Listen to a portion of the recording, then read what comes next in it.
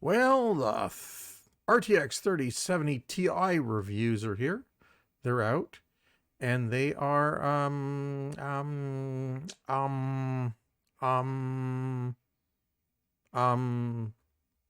You are watching the Old Man Badly YouTube channel. yeah, they are um oh, it's actually a rare occasion, I have to say, that pretty much every review I've read or viewed on YouTube has been the same up and down.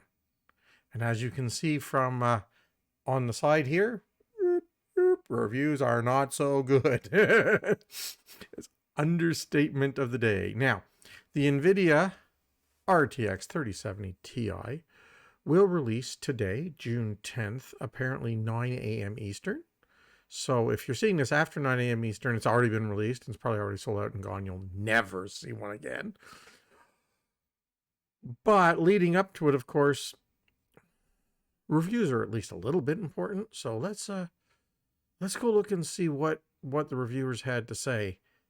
Well, let's start with the obvious here. Let's sorry, button. There we go. Okay, so this is a page of YouTube videos. Let me tell you, okay, this is I think it's funny as hell. I mean, one look at Jay's face, you know he's not thrilled. Steve's from Gamers Nexus is off, and so on down the list. A pointless, you're all wrong, yeah, and so on down the line. There's a lot of reviews, but not as many as normal. To be honest with you, if this was a regular new product, there would be probably, I'm guessing 100 or 200 reviews, because obviously there's lots and lots and lots of people who get these cards for review. I don't yet. The card companies don't like me yet, so I don't get it yet. Maybe one day. NVIDIA, hello? Anyway, Steve from Gamers Nexus, as you can tell from the setup, in the end, he does kind of believe it's all about the money. He did the reviews, he did the benchmarks, and you know, Gamers Nexus does very, very, very good and very, very accurate benchmarks. And he tested it, and it's in their estimation anywhere between 5 to 11% faster than a regular RTX 3070 for basically 20% more. In price, you get probably less than 10% true performance uplift, which is it's pretty much, as Steve would take it, as basically being all money. Jay from Jay's 2 cents, well, it says, as the title says, I'm so sick of this, my salty 3070 Ti review. Jay's problem, and he's correct, but we'll talk about it in a minute, but basically he felt that when the 3080 Ti came out, the 3080 Ti was much closer to the 3090 above it than the 3080 it was Tiing, shall we say. So there was a gap between the 3080 and the 3080 Ti, and the 3080 Ti occupied space close to a 3090, but a little bit cheaper, which was probably its only selling point. I'm not going to say it's major selling point. That's unfair. Its only selling point is it was almost a 3090 for $300 less. As Jay mentioned, and something I believe as well, is the 3090 may not actually be in any notable production at this point. I just don't think there's any money in it, to be honest with you. And NVIDIA seems to be more focused on the 3080 Ti, which is fine. But so the 3080 Ti was, like, say, here, and the 3080 was here, and the 3070 was here. So the expectation was that the 3070 Ti would come really close to the 3080. Instead, it's really close to the 3070. The 3070 Ti's performance is, like I said, 5 to 10%. 10% is a happy number, I think. Better than the 3070 for 20% more, which is not a very good trade. And it leaves a very sizable gap, if you want to look at it that way, between the 3070 Ti and the 3080 Ti. And still a pretty sizable gap even to the 3080, which is a bit weird. Third guy's up on my list. Steve over at Hardware Unboxed. Seems to be a lot of Steves in this business for some reason. Maybe I should change my name to Steve. That might work. Anyway, and they too put a lot of time and effort, as did Jay and as did Gamers Nexus, into testing the card out and comparing it to, comparable 3070s and 6800s and stuff like that. And they came to the exact same conclusion. As he said, the NVIDIA GeForce 3070 Ti review, no one asked for this. And he's almost right. One group of people asked for this, which would be NVIDIA's accountants. So let's talk a little bit about that. And you can look at some of the silly video titles over here. Here's the deal. The 3080 Ti gave NVIDIA a chance to raise the price of their GPUs by quite a sizable amount in reality. And the 3070 Ti does the same thing. It's rare in a marketplace where you can charge 20% more for essentially the same product. The 3070 Ti is almost, I won't even say identical to the 3070.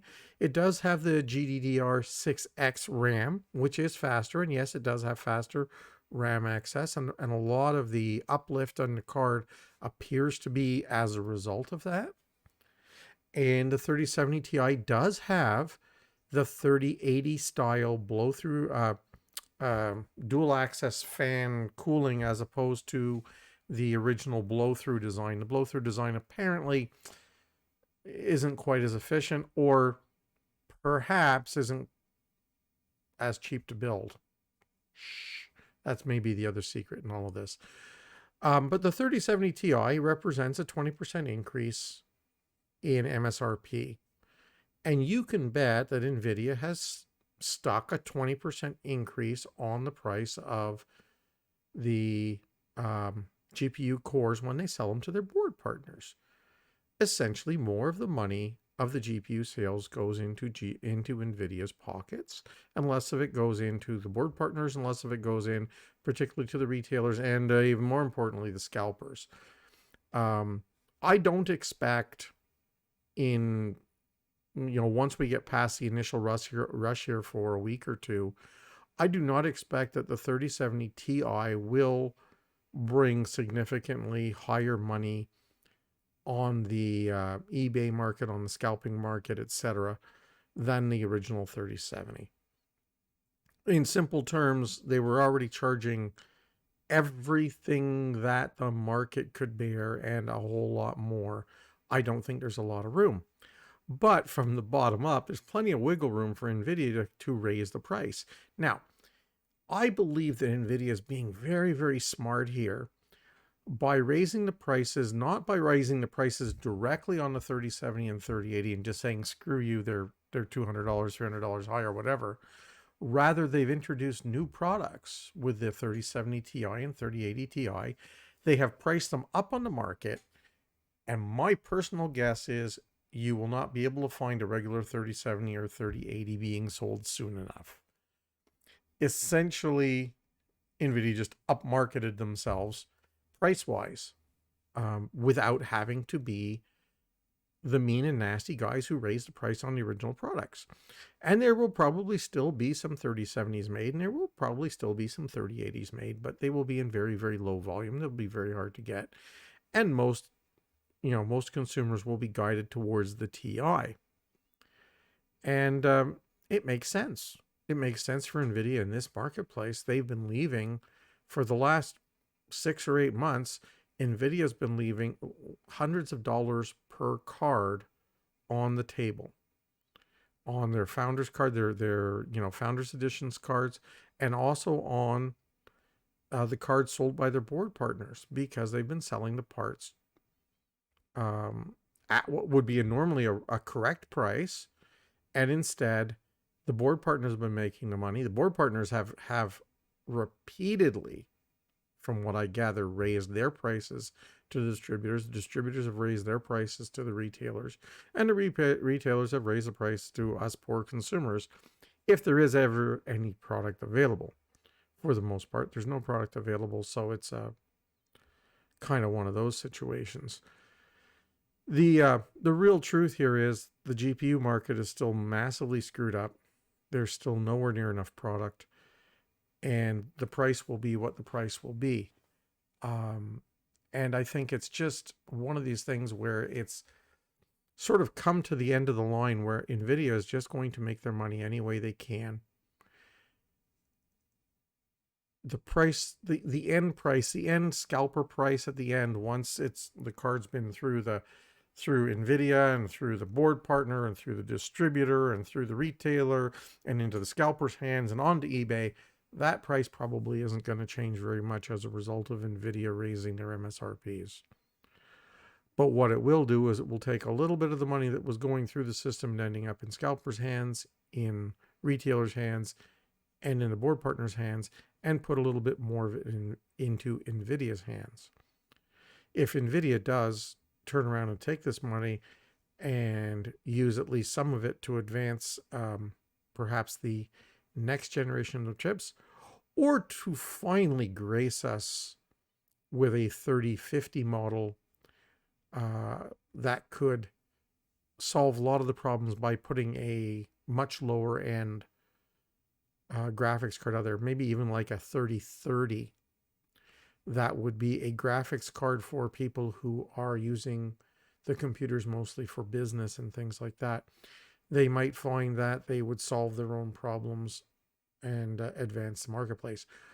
I think at this point right now, there's just a lot of money floating around, and NVIDIA just wanted a little bit more of it, and they didn't want to look like the bad guys by raising the prices on their existing products. So they've solved the problem. Is the RTX 3070 Ti a great graphics card? I don't know. It performs at least as well as a previous generation 2080 Ti, and even as I believe very close to the 2080 Super.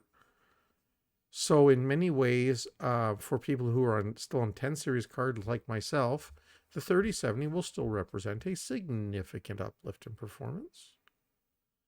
But for those of you who are shopping high-end cards and you're trying to, get between, do you do 3070, 3080, whatever, the 3070 Ti isn't significantly better than the 3070, and for the price difference, it's really not worth it unless it's the only card available and you need it. If you need it, buy it. If you don't need it, drag your old hardware out a little bit longer and wait, because things have to change at some point.